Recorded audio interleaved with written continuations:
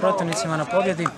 Mislim da smo tokom cijelog sustava bili bolji, ali eto, oni su realizirali svoje šanse, mi svoje nismo. Šta je to, idemo dalje, borit ćemo se do kraja, pa šta bude. Hvala. Teško bilo šta za reći. Teška, naporna utakmica. Domaćini su dominirali kroz svih 90 minuta. Imali su svoje šanse, nažalost nisu ih iskoristili. Mi smo imali dvije situacije, tri čiste situacije što smo realizirali. Evo, hvala Bogu, desilo se meni da ja zavijem ta dva gola. Mogu iskočiti bilo koji iz ekipe, danas sam to bio ja, sutra će to biti neko drugi. I eto, čestitam momcima, čestitam domaćoj ekipi. Eto, došli smo na prvo mjesto nakon jako dugo vremena i nadam se da ćemo se tu zadržati. Hvala lijepo. Može, ovako prvo čestito naravno svojim igračima i protivničkoj ekipi. Ovo je bila stvarno prava derbi utakmica.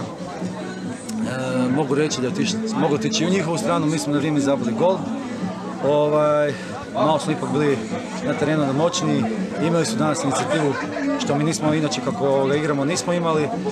Kao protiv njih prvi put kad smo igrali kod njih nas doma. Nakon igrom smo odlično prvali sad danas, malo drugačija igra i kažem, imali smo malo i sreće, ne bi bilo nezasluženo što oni pobjedili. Ali ovakvu utakmicu treba isto znati odigrati. Imali smo sreće malo i zabili drugi na kraju, tako da evo, još jedan početak na svojim suigračima i protivničkoj ekipi.